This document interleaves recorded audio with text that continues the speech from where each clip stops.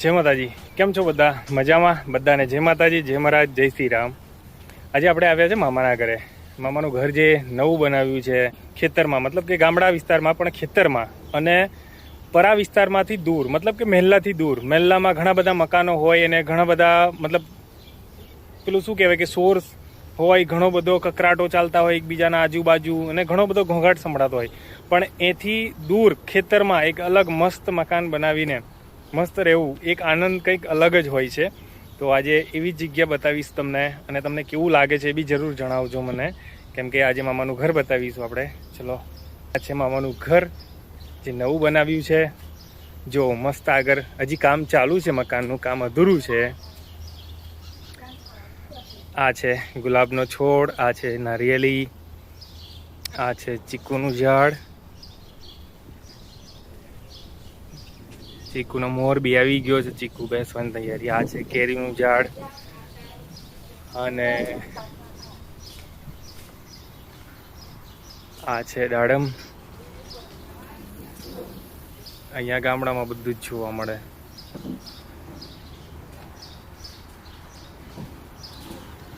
આ છે મામાનું ટ્રેક્ટર.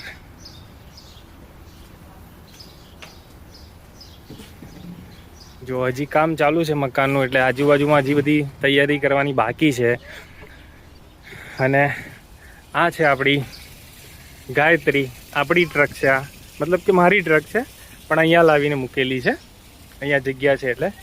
અને આંબાના ઝાડ બી દાદાએ મસ્ત રોપ્યા છે, કે જે કેરી આવી હતી આ વર્ષે મસ્ત મજાની. બધી ટાઈપના આંબા રોપ્યા છે દાદાએ.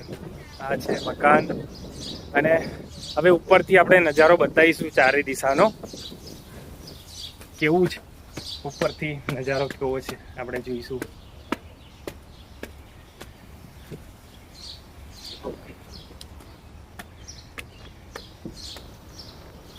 આ ઉપરનો નજારો છે, ઉપરથી કેવું દેખાય છે હવે બતાવું, જોઈ લો.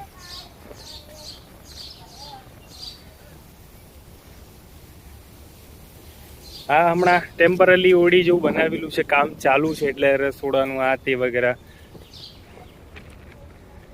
આ છે મસ્ત મજાનો સીન. સામે છે હાઈવેનો નજારો, જે મેઇન હાઈવે છે, જે મૌધાથી ડાકોરને ટચ થાય છે. મૌધાથી ડાકોર લાઈન વાળો હાઈવે છે. અને આ તરફ તમે જોઈ શકો છો કે કેટલા મસ્ત ખેતરો છે, કેટલા મસ્ત આમ, મતલબ એક સીન આમ અલગ જોવા મળે, નજારો અલગ જોવા મળે.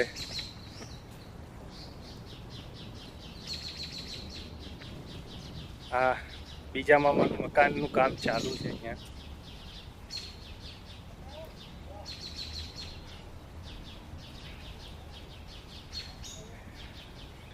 તો મિત્રો, ગામડામાં અને એ બી ખેતરમાં ઘર બનાવીએ, અને આટલું શાંત વાતાવરણ, મસ્ત મજાનું, કોઈ શોર શરાબી નહીં, કોઈના કકરાટો નહીં, આજુબાજુના આડોશ પડોશના કોઈ ઘોંઘાટ નહીં.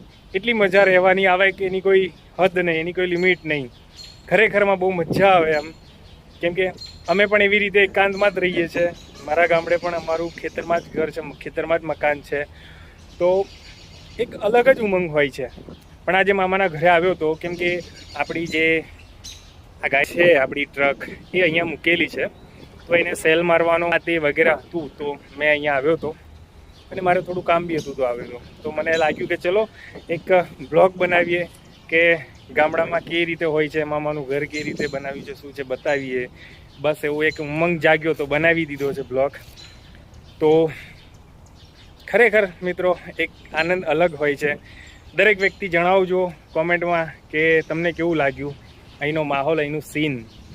તમે અહીંયાથી બી જોઈ શકો છો કે ઘરનું વાતાવરણ છે. બહારનો જે રસ્તો છે એ સરકાર તરફથી બન્યું છે, જે લીગ બન્યું છે. હવે અહીંયા પૂરણ થશે. સાઈડમાં જે જગ્યા ખાલી છે ત્યાં મસ્ત બ્લોક નખાશે, ત્યાં મસ્ત બોકડા વગેરે વગેરે ફિટ થશે, શેડ વાગશે. એટલું મસ્ત બનાવશે, બગીચા જેવું, બાગ જેવું, કે એની કોઈ હદ નહીં. જ્યારે બનાવશે ત્યારે એની બી વિડીયો મૂકીશું આપણે. પણ હાલ અત્યારે આટલું તમે જોઈને કહેજો કે તમને કેવું લાગ્યું. જય માતાજી, જય શ્રી રામ.